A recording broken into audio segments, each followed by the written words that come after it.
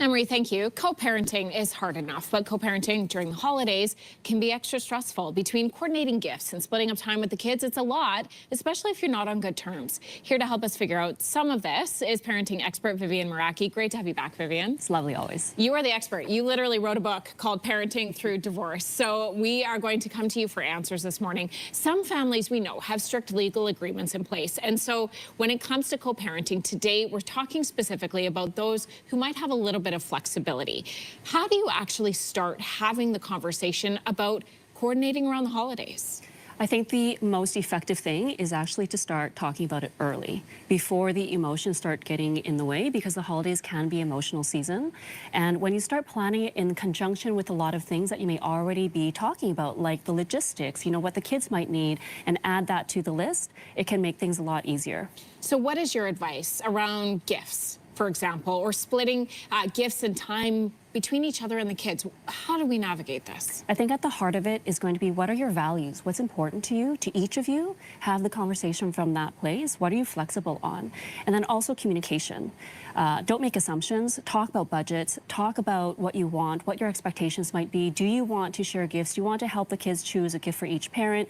What does that look like? And also, you can have the conversation with your kids when they get old enough. Do you want to get your dad or your mom a gift this year? I can help you choose one. And I think that is the best place to start from, is a place of communication and collaboration. Yeah, I hear you say a couple times, communicate, but also flexibility. Yes. Yeah.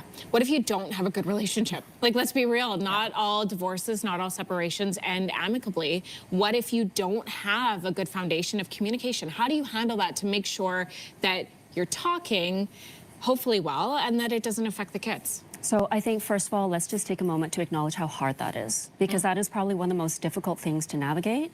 And when we acknowledge how hard that is, parents going through parenting is already really difficult and stressful.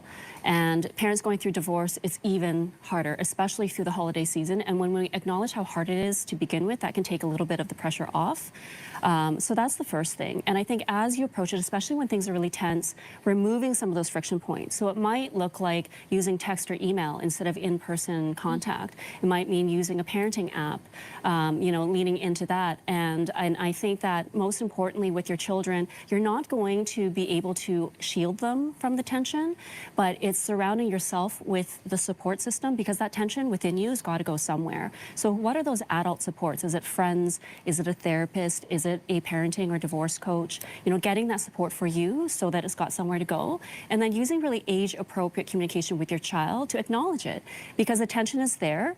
Avoiding or pretending it's not is going to make things even worse. Saying something like, I'm having a stressful day, it's not you. Or I'm trying to figure things out with your mom or your dad. I'm feeling some stress about it, but we're going to work it out. Everything's fine, So those are some ways that you can navigate, but also involve your kids so that they don't blame themselves, not in using them as an emotional crutch, if that makes sense. We see this in all different ways. In the absence of information, people will create the story for themselves in their heads. So giving words to it and naming it for your child so that they feel safe and protected is huge. Vivian, thank you for your tips this morning. My pleasure.